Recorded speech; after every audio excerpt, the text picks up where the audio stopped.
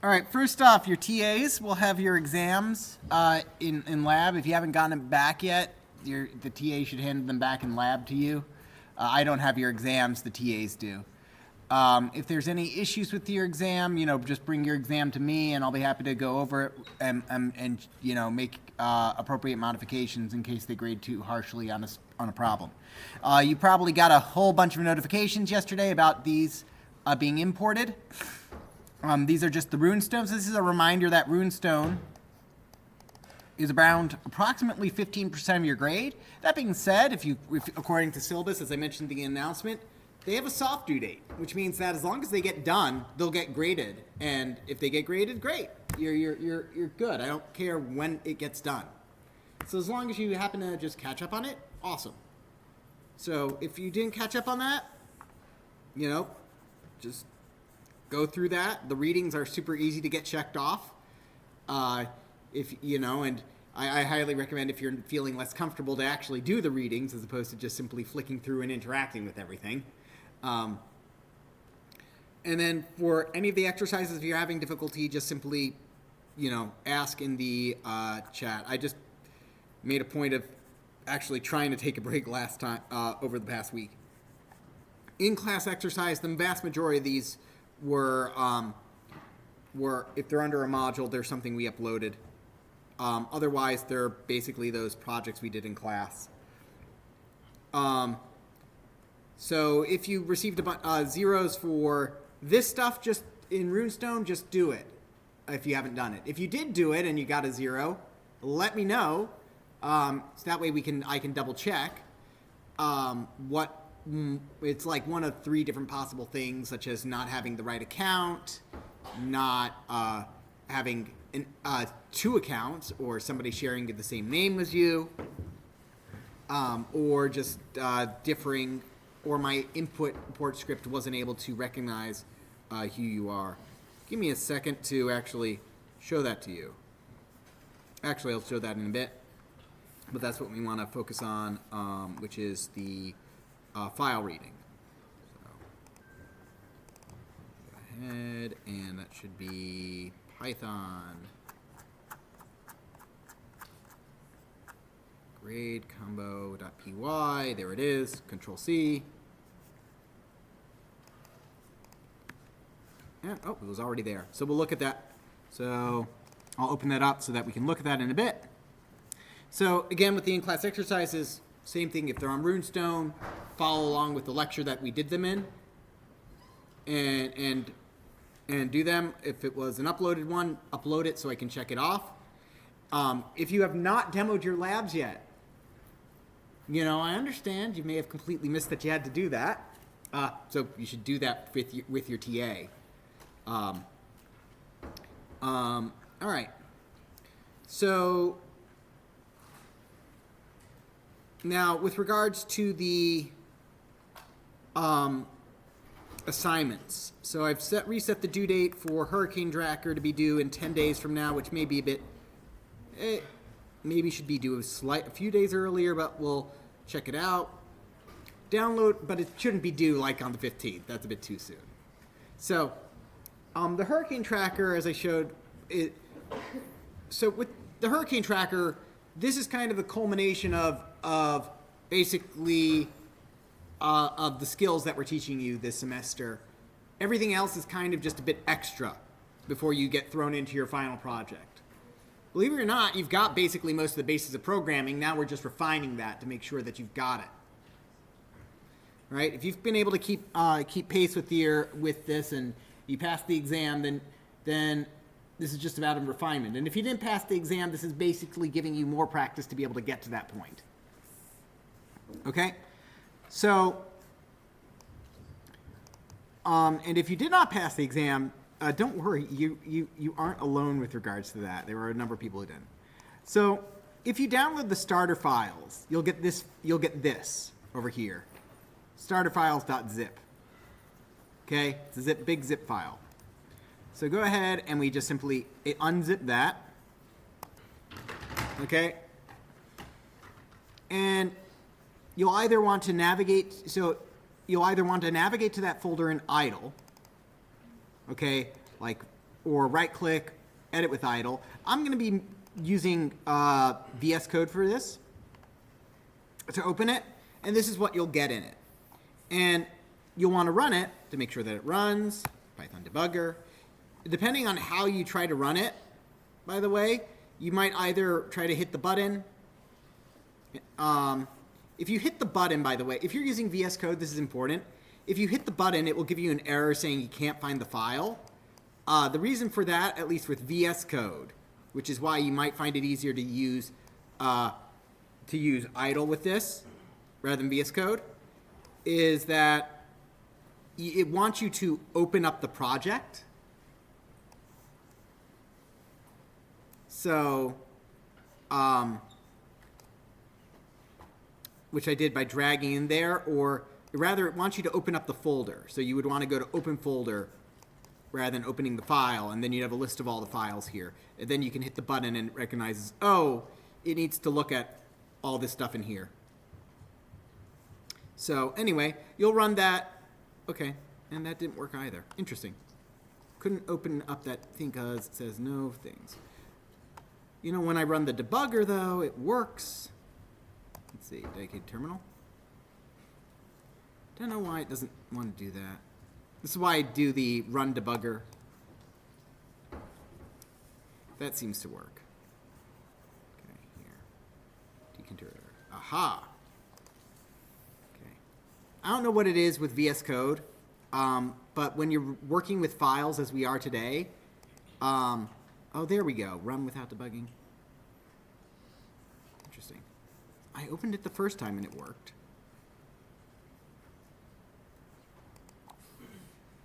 And I just simply hit run without debugging. I hit run Python debugger. And it runs.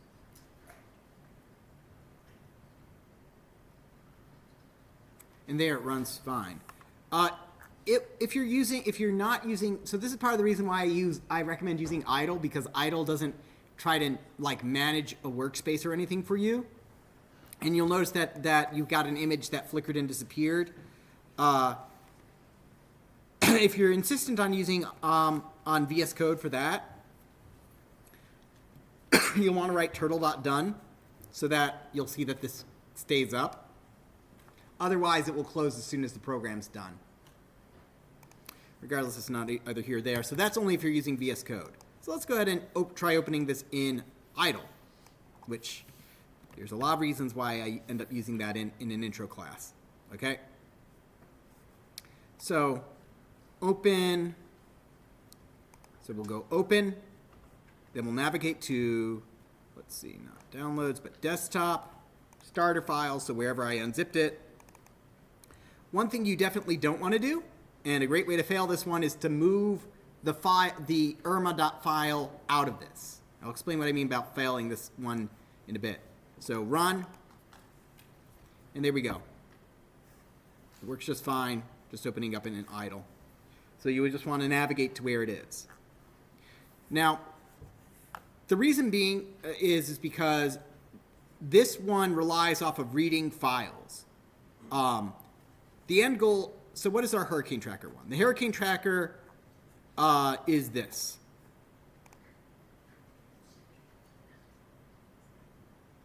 Where basically the symbol here is a hurricane. And I mentioned this last time before the break, but it's worth mentioning now because this is where we're getting into it. Okay? Where we have this turtle going across in the shape of a hurricane, and it automatically sets up, hey, this is a hurricane, a symbol, hey, this is the background, and hey, the coordinate system is translated to longitude and latitude. It automatically does that for us. Okay, so how does the turtle know where to move? Well, it's going to be following the path of this hurricane, essentially. Okay, and why does it not want to run in here? Probably because of this pathing issue here. So again, you might have some difficulties starting it up in VS Code. That's why I recommend, at least if you're not comfortable with debugging that, running it in idle. Okay? So you'll notice that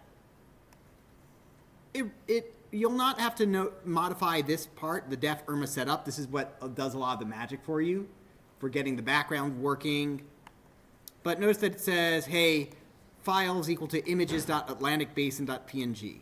The reason I gave you a big zip file is because it contains multiple things. It's got the Python file, it's got images, which is the Atlantic Basin and this hurricane image, and it's got data. It's got CSV files. What the heck are CSV files? They're comma-separated values. They're the files that contain data for different hurricanes. You'll be reading the IRMA file, although there's nothing stopping you from trying it on any of the other hurricanes that it has data for, such as Harvey.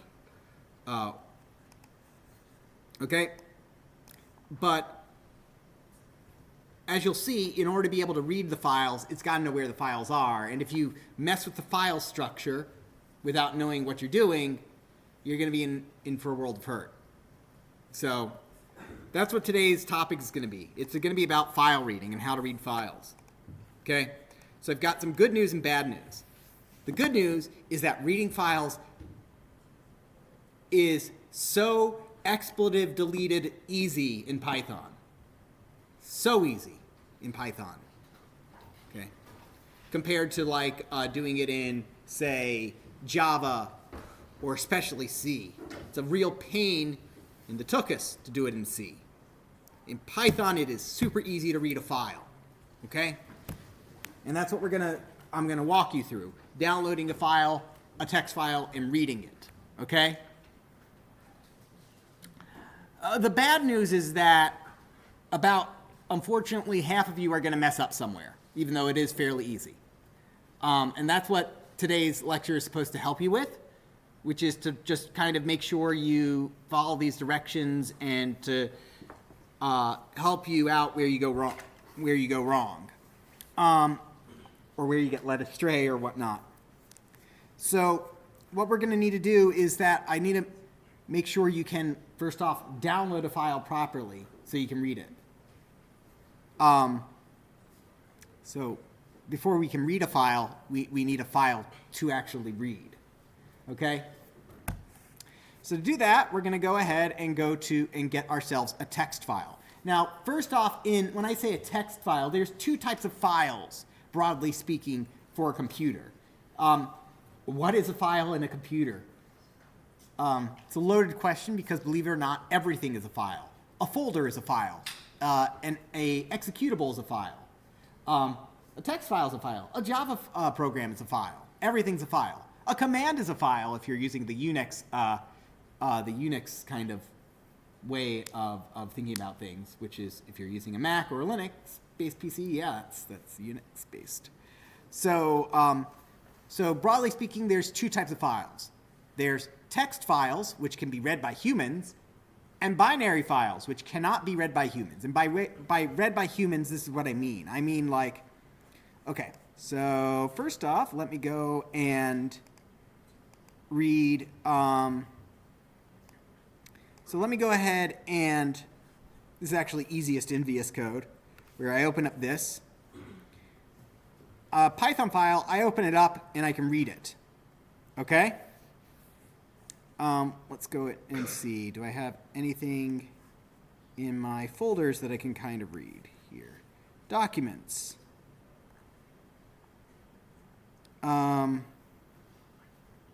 Let's see. No, I don't really have any documents here. I'm looking for, let's see. Do I have a Word document? Well, let's go ahead and make a Word document. Microsoft Word. So you think, well, I can read a Word document, right? I should be able to read, it writes documents, new, right? So this is a text file, right? So I'm going to go ahead and file, save this to more locations. We're going to save this I'm doing this on my desktop just to make it easy to find. That actually doesn't matter. Browse. Documents, hello.txt. There we go. I'll put in my documents, whatever. Doesn't matter. And now for my documents, I'm going to go ahead and just drag that file into here. It says, you want to open it? Sure. It says, this file is not displayed in a text editor because it's either binary or uses unsupported text encoding. Open anyway. And this is what a Word file actually looks like. This is what I mean when I say a binary file is not meant to be read by humans. Your Word document is meant to be read by a computer. A Word file gets read by a computer. Specifically, it gets read by a word processing program and displays information to you, but you need that word processing program to read it. So that's what I'm saying about when, like, there's a difference between text files that you can just read and then these special binary files. So we're referring to text files here, okay? So let's go ahead and get ourselves a nice text file, okay? The way we're going to do that is I'm going to go to one of my favorite websites, Project Gutenberg, okay? Project Gutenberg. So here is where you will want to follow along. So if you've brought your computer, please follow along with me so that you do not go astray later on. So you'll want to go to Project Gutenberg, either Google Project Gutenberg or go to Gutenberg.org, as in Gutenberg, Gutenberg, Gutenberg as in the Gutenberg Bible. That's what it's named after, which was the first mass-produced piece of literature, book, whatever, text. Let's go with text. First mass-produced piece of text via the printing press, okay?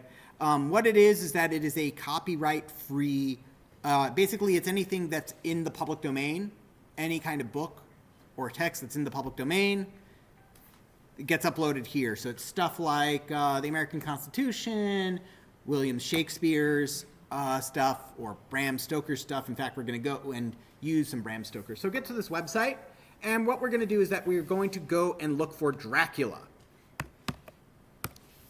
Why Dracula? Because it's it's not too big, it's not too small as far as a file. It's got some very predictable words we can search for in it, such as vampire. So we can just simply download, so we can go over here, and you want to go and click on this one that has the most downloads, which is this one, read or download now.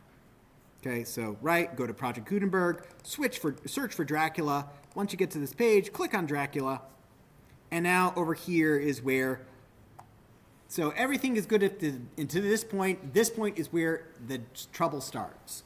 So let me explain what the trouble is in advance so that you understand what's going to go on. In order to read the file, you need to know where it is. If you don't explicitly tell a computer where that file is, it's going to assume the file is in the same directory, the same location as your Python file. If the Python file you write is in your documents folder, it's going to assume the file you're trying to read is in your documents folder. If your Python file is in your downloads folder for some reason, you're going to want to save it to your downloads folder, right?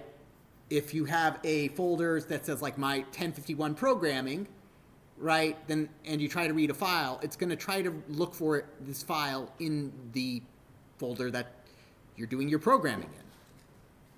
So long story short, when we download a file, we want to make sure to download it to the same location we're going to be writing our program in, okay?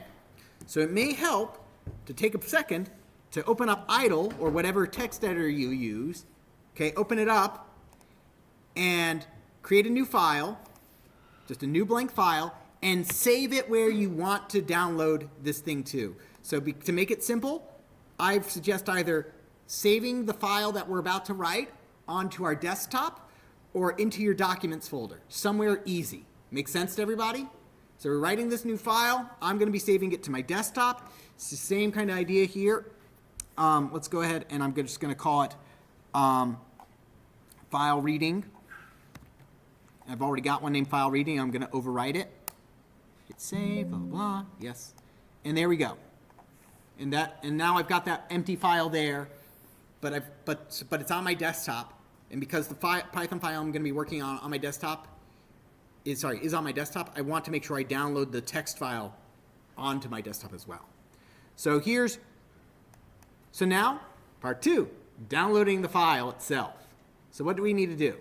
So we have a bunch of different formats here.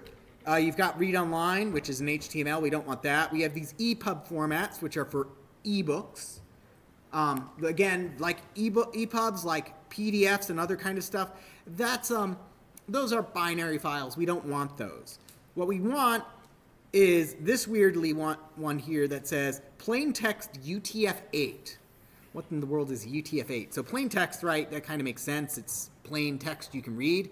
It's a .txt file. UTF-8 is the reason that, that if you are old enough to remember trying to read stuff on the internet and there would be symbols in a different language, you couldn't read those symbols. UTF-8 is the reason you can read those symbols these days, because everything supports UTF-8 now, which basically simply is a way of encoding things. Python natively supports Python 3 natively supports UTF-8. That's one of the great things about it, which means basically you can use non-English symbols in it. Okay? So, anyway, this is the file we want. Now, there's a bunch of different ways we can go about it. Okay? First, let's see, can I save link as? Okay. First things first, how you save this depends on two things: your web browser and your operating system. But that's the good news. That's the bad news. The good news is that basically it's just mostly jargon. Okay, that changes. So if you're on Windows and I use Firefox because I'm that guy, if you right-click and hit Save Link As, it will download that file. And let's see. And I'm just going to drop it on. I'm going to drop it, and it's going to say like pg345.txt. I'm just going to rename it Dracula.txt right over here, Dracula.txt, and save it. It's going to say I've already got that. And we can just simply click, and I can see that I already have, and there, it's on my computer now. Another way to do that is you just simply click on this, and it might tell you to download it, or it pulls it up in the web browser. If you click on it and it pulls up like this, you can either press Control-S, right? If you're on this specific page where it says pg345.txt up in the URL, you can either press Control-S on Windows or Command-S on a Mac to download it. Or you can click here, hit right-click. Let's see, depending on what you're using, Save Page As. Now this is tricky. If you do Save Page As, this is where, and you're on a Mac, you could get into trouble. Because by default on Safari, I think if you do Save Page As, it tries to save it as an HTML file, which is annoying. But you want a .txt file, save as type. On Macs, if you're trying to download something, by the way, it will be like a tinier window. It's going to give you a smaller dialog. It doesn't give you like a big kind of box with stuff. But there's an option to like on the bottom to like expand that window out to give you more options as to where to save it. Once you get familiar with where to download things, it just becomes second practice or second nature. So we can save this. Okay, onto the desktop like that, save it in Dracula, or we can right-click here, save link as, or save content as, or whatnot. What the important thing here is what you're saving is a text file as opposed to an HTML file. And the way you can tell that is that when you download it and then you try to open it, what happens? Okay, if you download it and double click it and it opens in like Notepad or VS Code or something like that, great, you did fine. And if you can read it, that's great. If on the other hand you double click it and it tries to open a web page,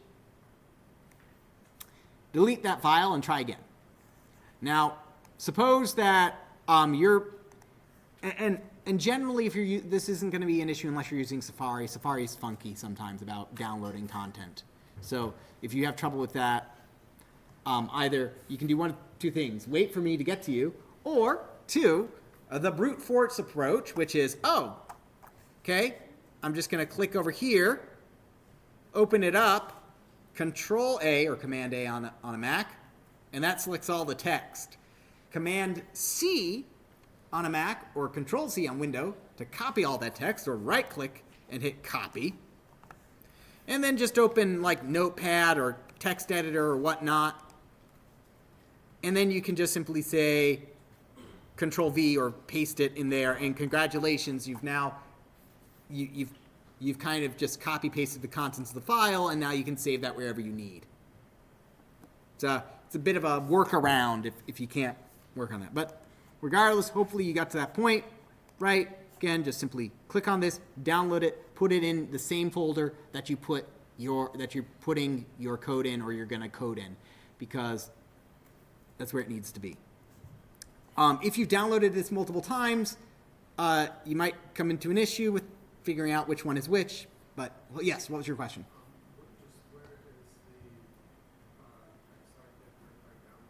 Sorry? Gutenberg.org. Gutenberg.org, as in the Gutenberg Bible. Gutenberg. See? Gutenberg. Project Gutenberg. There you go. And then we're just downloading Dracula. I chose Dracula, but there's nothing stopping you from choosing something else. But okay. Okay. So I'm going to move this over here. I've got Dracula.txt over here, and I've got my file reading file over here. Okay. So how do I read this file? Well, as long as they're in the same location, as long as they're in the same folder, okay, it's actually fairly simple. Now, in Java, it's something annoying like this, first off. In Java, if I'm doing it the easy way in Java, I would say something like scanner is equal to new scanner, new file, Dracula .txt, and then that would allow me to say to do this while scanner dot has next line scanner dot next line. I've done this enough times you can see I've got it memorized in Java. In Java you need semicolons, and it would be string line is equal to that. Okay. And that's how that works. While there's a line to read the line. And honestly, that's so much better than it used to be. Although that does cause an error. That does mean that I have to put it into a try-catch block. So I would actually have to surround it with a try, with a try this, and then I'd have to do this. And because I have a try, that means it could throw an exception. So I have to catch the exception. Try, catch. Exception E, and then I'd have to do something with that exception. Anyway, so as you can see, it's a bit annoying in Java to do that. It's not actually so bad, believe it or not, because the try catch can be automatically generated by your editor for you, or your IDE, so you rarely have to write it yourself. And this is actually much easier than having to do buffered file readers like I used to have to do in the early versions of Java, which sucked. Python's a lot easier. And this is actually what made me fall in love with Python, which was you just simply go open, and then you say file name. Dracula.txt. I saved it as Dracula. If you saved it as if the file is named PG 345, you just type PG345 instead, right? Make sense? Here I just simply say Dracula.txt. You sometimes have to specify whether you're reading or writing. Honestly, though, you don't. By default, it's reading, so you're good. And then I'll say text is equal to that. And we're good. That's it. That's all we have to do to set up the file to be read. Caveat, actually, there is one other thing we'll have to add, but that's a unique thing for files coming from Project Gutenberg. And only if you're on Windows. So there's this dip, boom. And so if it runs, and you do not get, so if it runs and nothing happens, congratulations, you've succeeded. If it runs and you get, if you run it and you get this, file not found error, you messed up somewhere. Okay? If you got a file not found error, guess what? It means they're not in the same location. That's what it means. It means you downloaded the file to somewhere else that it's not. How do you know where it is? Well, as it so happens, you can't really see it from here because it's part of my UI, and I can't really increase the size of my UI over here. But up here on top, on the title bar, and this is true for both Mac and Windows, it tells you where the file is. Now, files in Mac and Windows depend. They have different kind of path names. Here, this says that my file is in C/users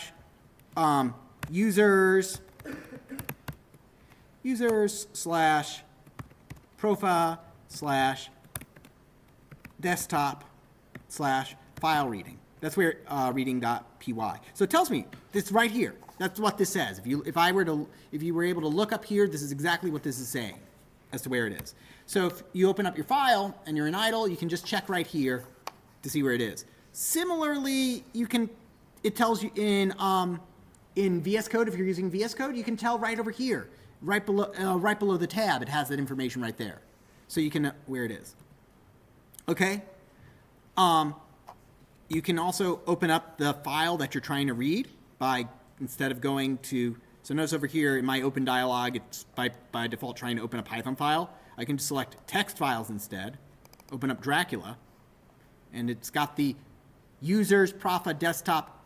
So long as it's basically following the same thing, users, desktop, then it works. If you're using a Mac, it's going to look slightly different. Windows uses the whole idea of having drives, with the C drive for an archaic reason being the primary drive that your things are on. A and B were used for reading floppy disks. Okay, that's why they aren't really used. That's why everything starts in C, because that's the hard drive. A and B for the reading stuff. Don't know why. For Macs, Unix-based systems in general, it will look something like this. Maybe home. Sorry, maybe it will be, what is it? I think it's like not /USR. I think it'll be it'll either say something like this, /tilde. It'll be something like this, desktop, or, and then file reading. .py, where tilde is it's a shortcut for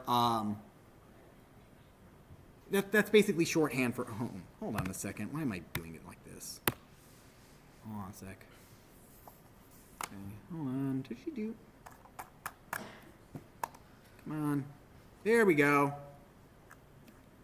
So CD. Do I have a desktop? CD data, sorry, ls data, okay, pwd. Whereas if you're on a Mac, it might look something like this: /home/ then your username /desktop, right? Where this first slash is referred to as root, and then this is the folder in the root, and then the slashes indicate further and further subfolders, okay? But basically, again, it's a matter of if you get a file not a found exception, one of two things has happened. One, you didn't download the files to the right place. The other is that you are trying to look for a file that doesn't exist. So you may have mistyped Dracula. Here it was Dracula 1. That's why the error occurred here. Or maybe you downloaded it as PG345. You didn't change the file name, in which case you'd want to look for PG345. Make sense? Okay. All right. So, all right. Who's not been able to get this to run correctly? Okay. See over it. So let me go ahead and see over here very quickly. Okay. Okay. What's going on here? No, that's a zip file. You need to download the .txt file. Yeah. So where is it? So go to Chrome. Nope. You download this. Yeah, I did. This. Okay. So why not you try to download it? Save as. Right click, save link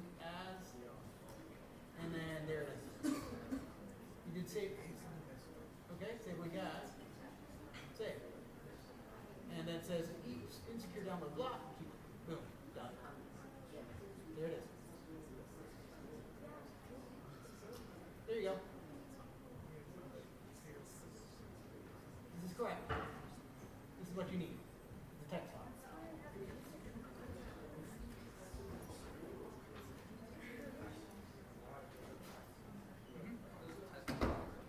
Right? Okay. If you don't get an error, then everything's good. Everything's good if you don't get an error. That's what we're looking for is no error. No files or directory, Dracula.txt.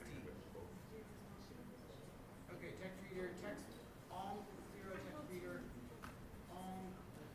So, So notice that the name is CR download, right? So we need to rename that, okay, because that's like a Chrome download. So you got to use the file name.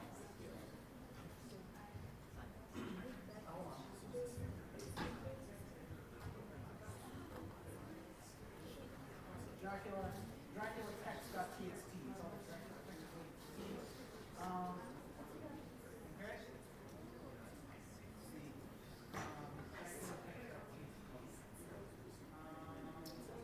Okay. Dracula. Well, actually, I don't know if they're the same because they're in your download. This is in your documents. Yep. Or you move your download into the download to the documents, right? So, okay.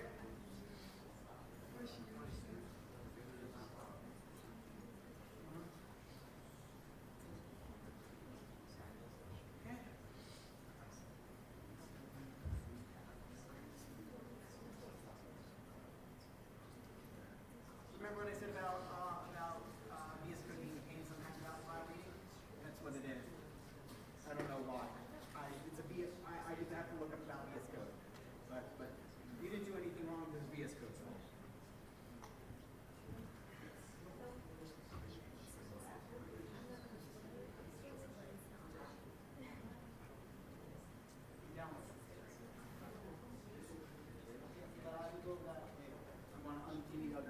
Right now I need to focus on getting everybody on this part. Because the next part is showing how we read the file, which is what you need to do. Yes? Yeah, no, you did not. You downloaded the wrong thing. You downloaded an HTML file. Download the UTF-8. UTF-8. Okay, come on. Look at that, save the yes. Okay, so where did you put your file? Where's your program? Where is the yeah, save it. So save as, put in your desktop.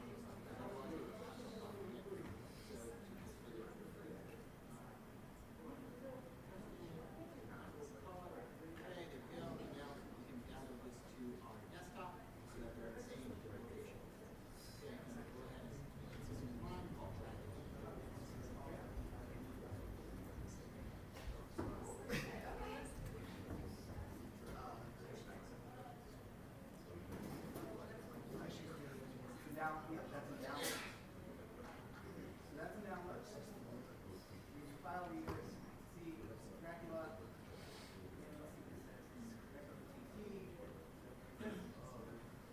Documents. This is documents. This is download. So you download one to the right location. I suggest you get out of download the documents.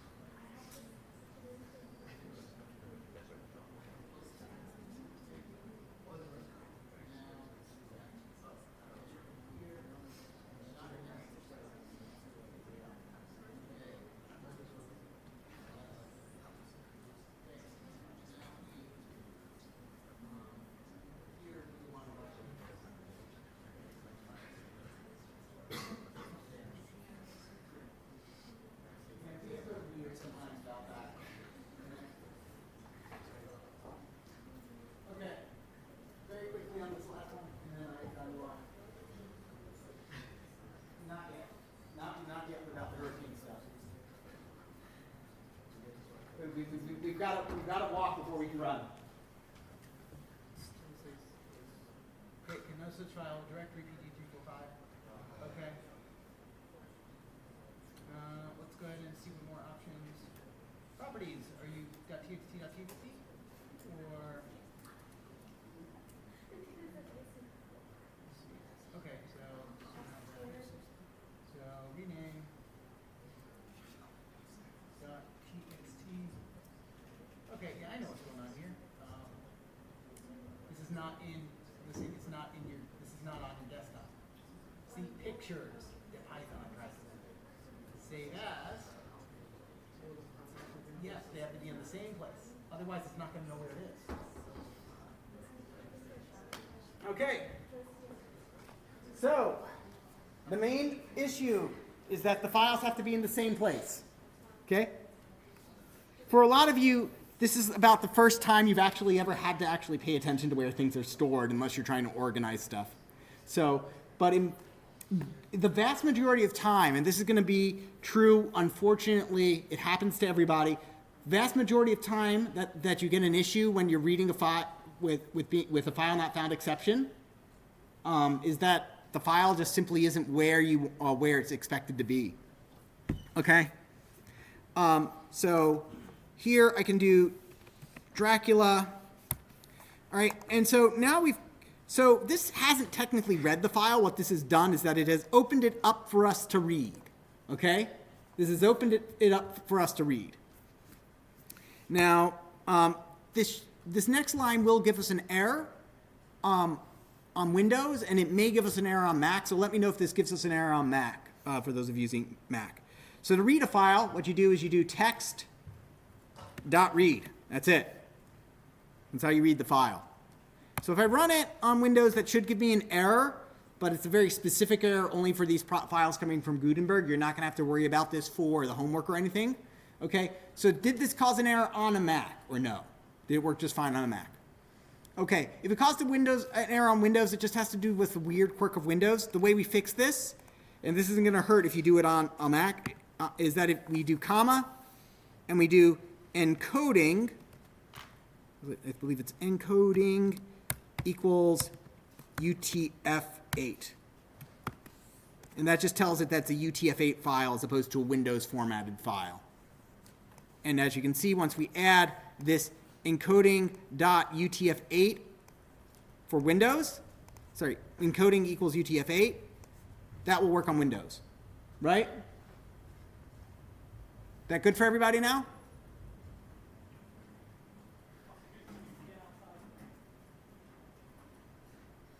All right. Now, the error that you would have gotten here was kind of weird. It was a weird error otherwise about encoding. And it was just, again, it thought it was like a Windows, like, weird encoding file. I don't know why this has started. This started happening, like, during COVID, and I don't know why. Just probably an update that rolled for Windows and Python and just them not communicating right about each other. But it's easy enough to fix about this. You don't normally need this. But if you get an error like this, where it says it can't decrypt CarMap codec, that means compressor decompressor, or can't decode byte or coder decoder. Sorry, not compressor. Can't decode this byte. It's just because it's trying to read it as like a weird Windows file as opposed to what it needs to be, UTF-8. So encoding equals UTF-8. So that's how we just read the file, but what we've done is, again, we haven't done really anything useful with it. So what do I mean to read a file?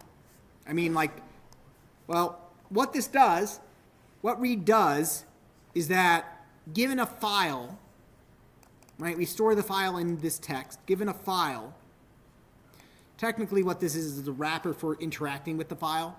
To read the file, we do text.read, and what that does is that it takes the entire file and stores it in a string. So let's go ahead and maybe rename this the file. So I changed text to the file.read, and we'll call maybe that like this. That makes more sense.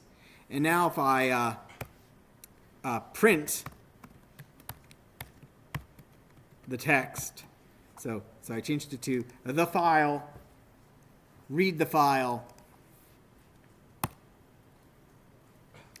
and it should do a lot of nothing for a bit while I'm trying to print it. And then you should get this, depending on your computer, it may take a bit longer, a bit shorter. You'll get squeezed text, 21,988 lines. Basically, it's saying, hey, this is a lot of lines to print out all at once. If you're running it in idle. If you're not running it in idle, it will just kind of just give you a big whomp of text all at once. If you're running it in idle, though, it will give you this squeeze text, and it will say, hey, this could make it run slow. Are you sure you want to open it? And I'm like, yeah, why not? And as you can see, it's the entire file. That's just we printed out all as one giant string. So that's file reading in a nutshell. Now, mind you, that's not necessarily a useful thing, because typically when we want to read something, we want to read it line by line. Okay, there's basically 3 separate ways we can read things. Or dot read is probably the simplest, but also the least useful way, where basically we take the entire file and store it in a single string. Okay? Make sense? Way number 2. So this is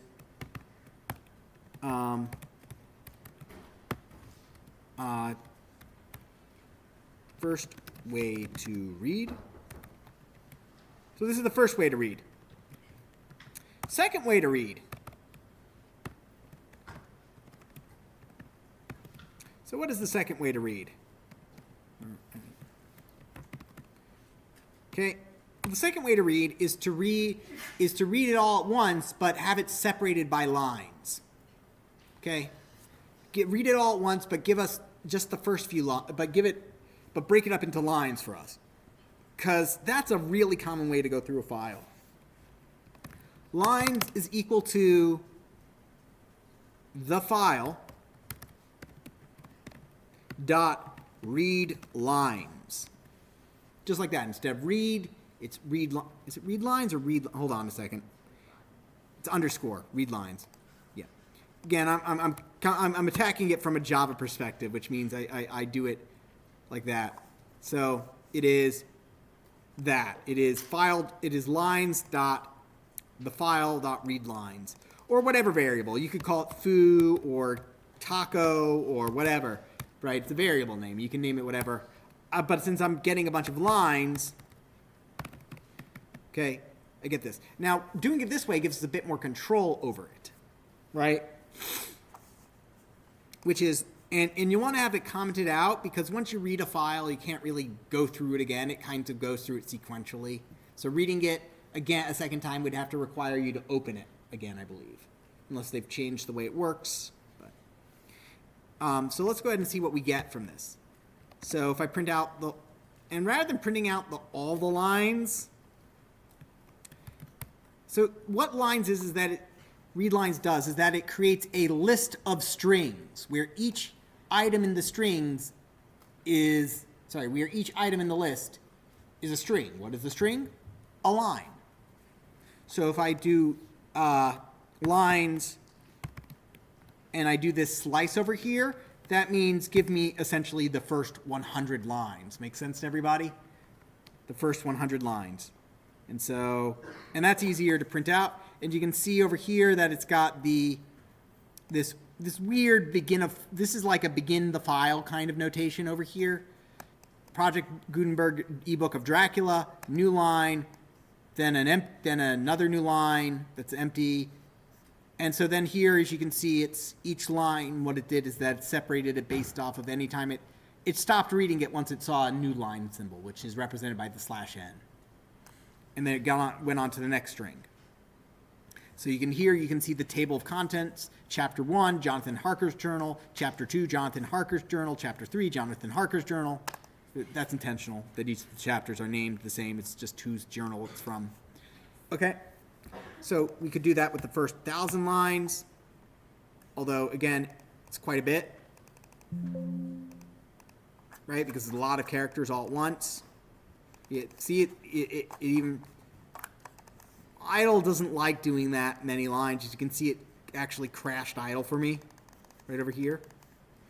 So let's go ahead, Control Delete, Task Manager. We're going to go ahead and just end Python. No? Okay. No? You don't want to end task? There we go. And that's no problem. I just simply open up idle. Oh, but where was it? It's a pain to open it up. File. Recent files. Dracula. Well, that's the text file. Recent files. File reading. There we go. So this allows us to basically get a giant list of all the lines, which is great because then I can, if it's a list, I can iterate through it for each line in lines. So notice that I did singular in plural, which is some people hate it. I personally love it. So if that makes it hard for you to read, sorry, print line. In fact, what I'm going to do over here is I'm going to, again, do the slice, just the first 100. So I'm only going to print out the first 100 lines. And notice that, though, that we've got this extra space. Why are we getting this extra, like, double spacing in between there? Well, because every line has a new line at the end of it. Does that make sense? Every new line had it was reading it, and it was storing the new line symbol. And so when I was printing it out, I was printing out both the new line symbol that you get, as well as the new line symbol that you get for printing out, from doing the print statement. So 2 ways to get around that. I just simply say end.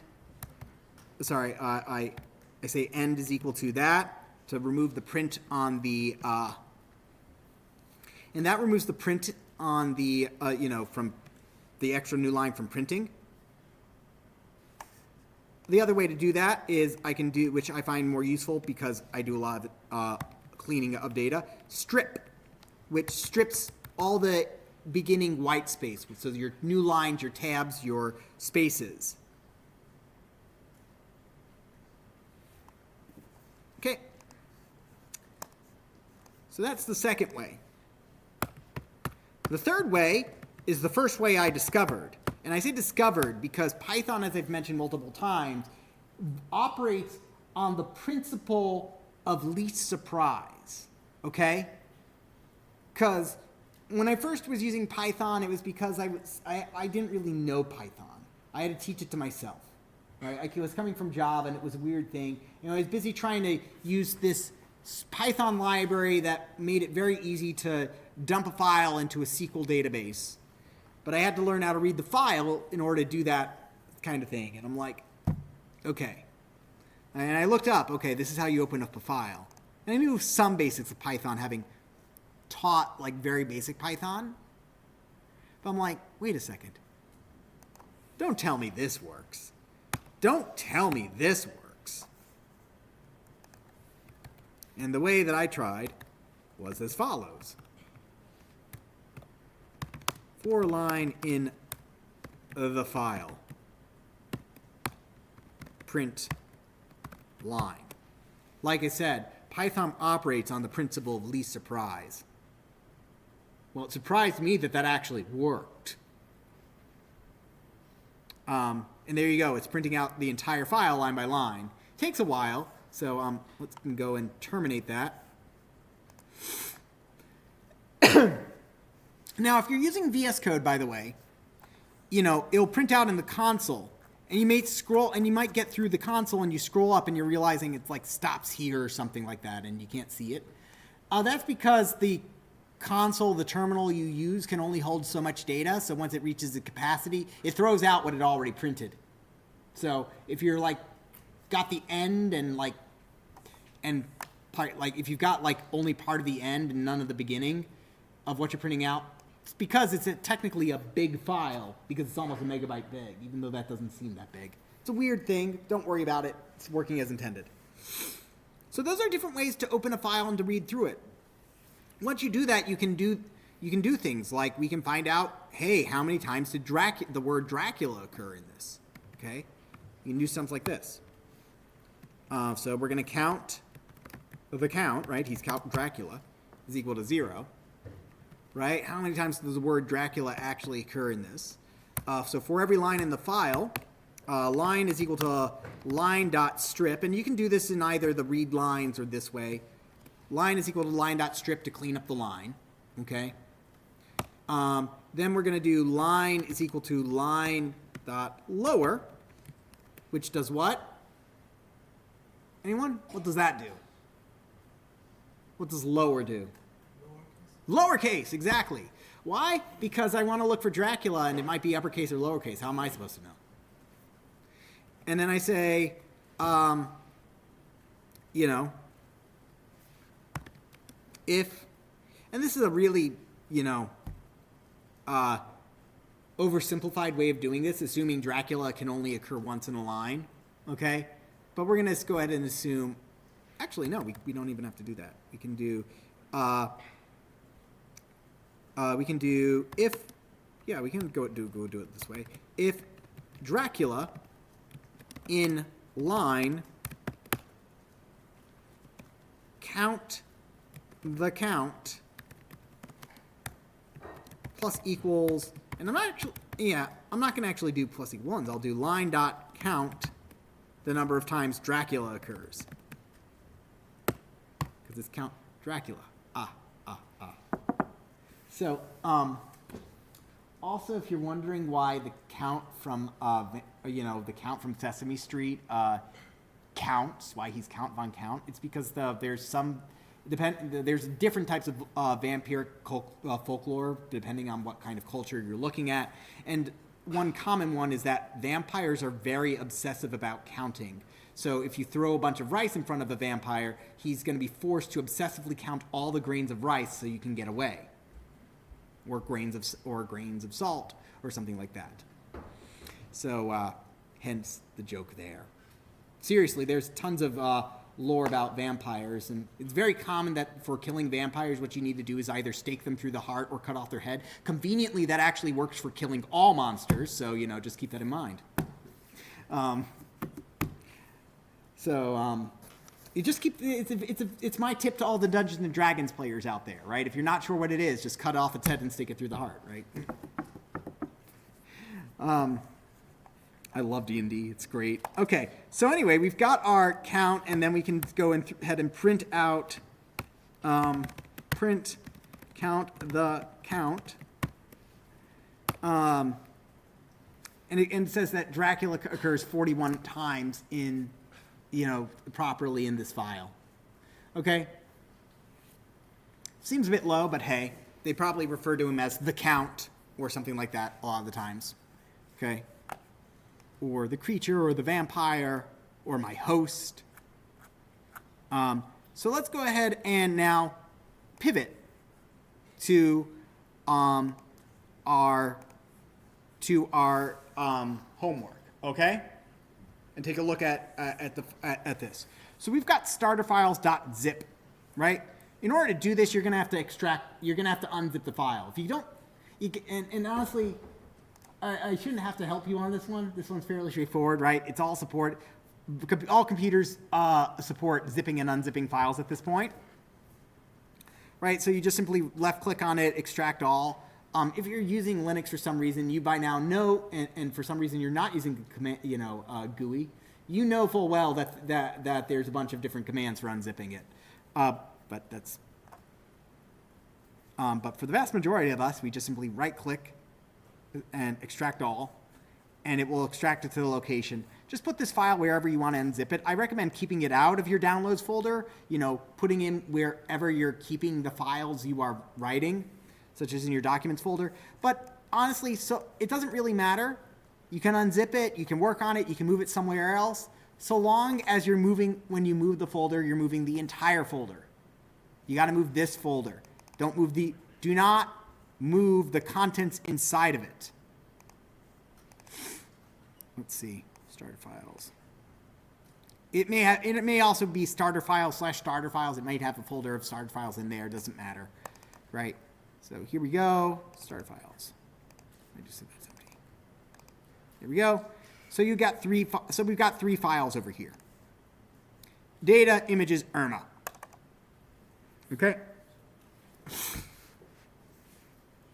So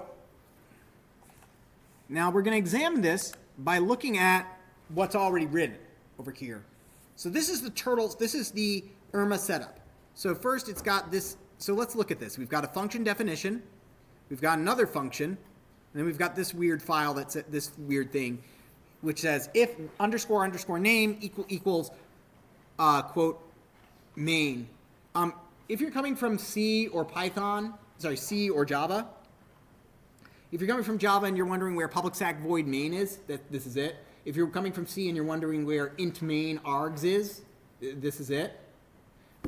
Which is saying, and for those of you not coming from this is basically what this is saying is that if the name of the file is of what we're running is main, in other words, if this is what we hit the run button on, right? If we're running this file, if this file is being run, call IRMA. It's a weird way of saying it, but basically what this allows you to do is that if you import this file, if we had wrote another file and we did import IRMA in that file, it would load up the function, but it would not run this code because it was not the main file being run. It's just a library file. Make sense?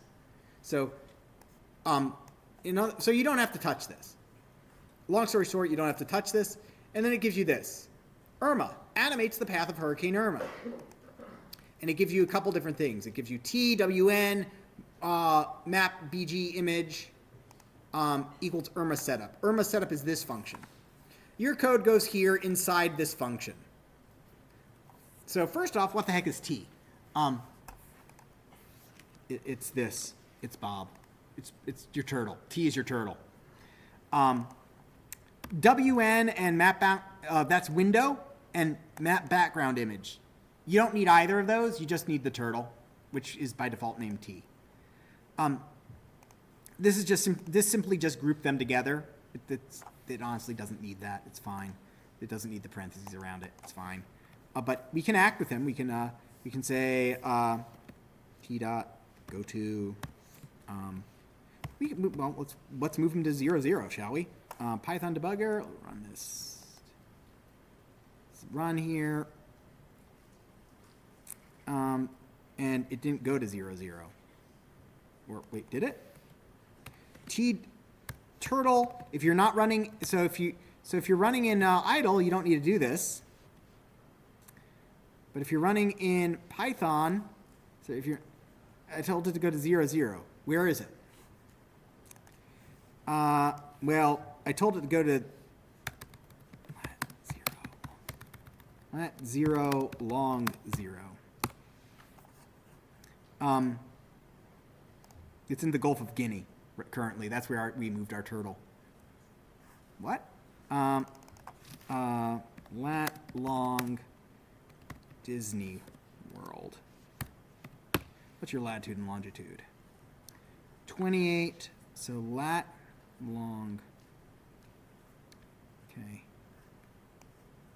So in that case, so first off, the main thing to understand here is that your turtle program, it changed the way our coordinate plane to being the latitude and longitude. So if you put in a point, an XY location, it's going to move it to that latitude and longitude. So let's take a second to actually review latitude and longitude because this was a 3-hour error on my part before I fixed it on my end. Latitude and longitude. We always say latitude, longitude, right? Latitude, longitude. But that's not necessarily XY, is that? Latitude is north-south position. So the latitude is the Y position. The longitude is the X position. Right? So in this case, let's go ahead and do that. Negative. Let's go ahead and take this. Tell them to move negative this location and positive this location. And so our turtle should now move directly to Disney World.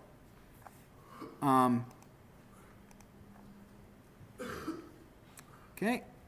To position whoopsie, put it in the wrong place. See, even I make silly errors like that. Okay. What did I do? I put those arguments in turtle.done, not turtle.goto. Oops. I make mistakes too. The difference is that I know how to fix those issues very quickly because I've learned how to read my code. So there you go. As you can see, the turtle moved to that longitude and latitude. Your goal is to make it to follow the longitude and latitude of a hurricane. How do we do that?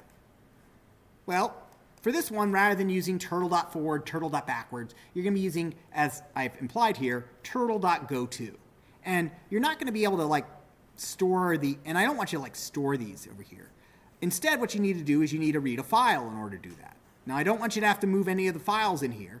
So where's that file? Okay, where is that? Well, if we're doing Irma, then it's going to be in this file called irma.csv. CSV is just a text file.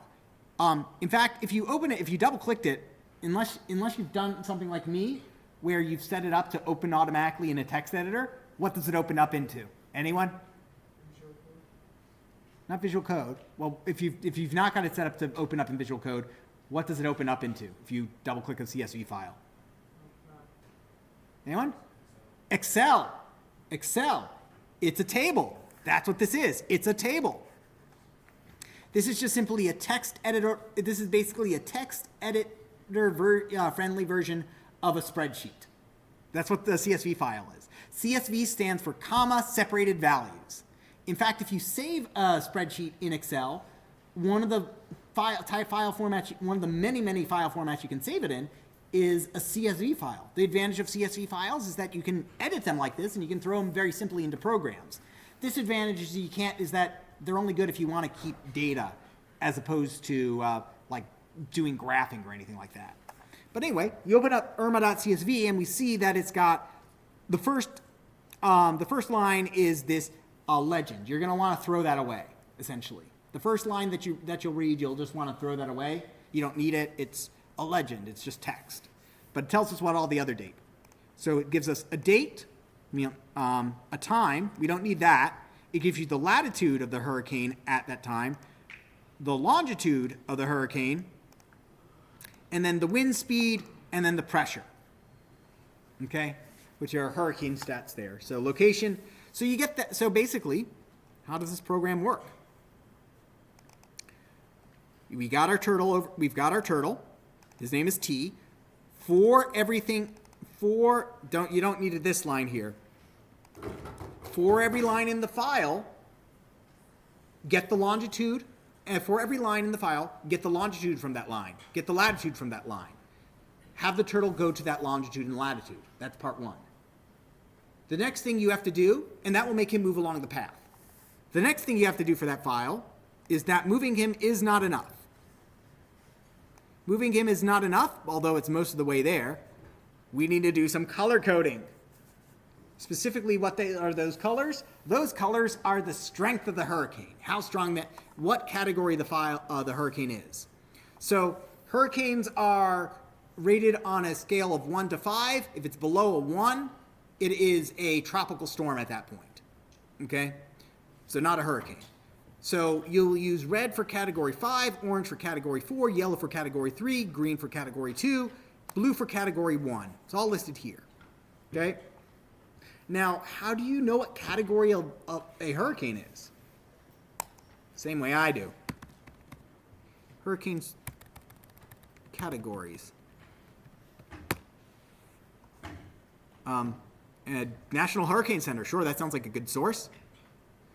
And it says, here's the category. And then, okay. So then it says if the wind speed is in this range, that's the intensity of the hurricane. Now, let's go ahead and just look at let's go ahead and look at this for a second.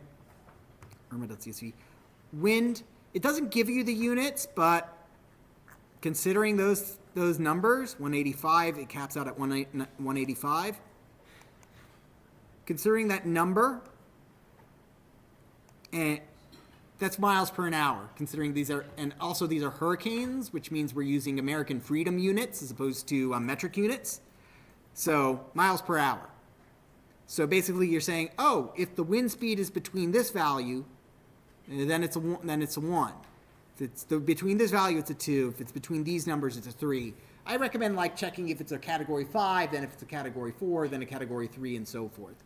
And then you just simply change the color of it to match. You also want to, and it's hard to see in this, but you also print out the number, which is very simple. It's actually a single command to do that. Just look it up in the Turtle documentation to do that. And you change the thickness of line.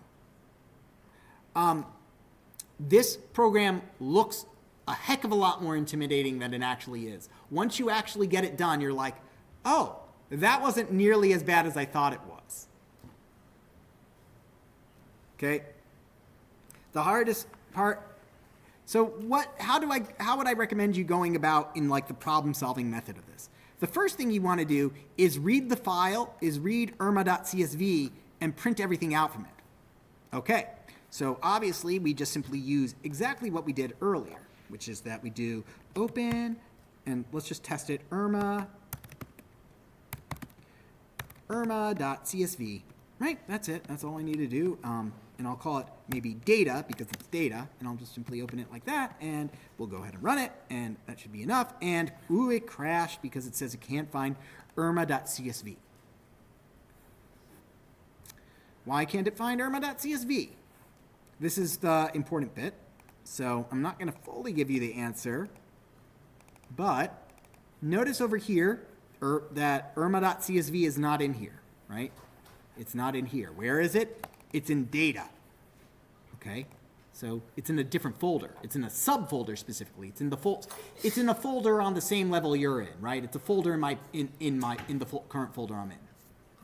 How do I get to that? Well, this is a case of just kind of looking in the file and seeing what else. So let's go ahead and look at Irma setup for a second. This gives us the answer. Creates the turtle and the screen with the map background and the coordinate system set to match latitude and longitude. Returns a tuple containing the turtle and the screen. Do not change the code in this function. So it imports tkinter, don't need to know what that is. Turtle.setup, which sets the size of the window to match the map. Okay, creates the window. It sets the title of the window to be Hurricane Irma. That's just the name of that when we run it, it's going to say Irma on it. Canvas gets us the background image. Kludge to get the map shown as a background image since it does not allow you to position the image. Set the world's coordinates. That's what changes the latitude and longitude. Map background image is equal to photo.tkinter photo image. File equal images / atlanticbasin.png.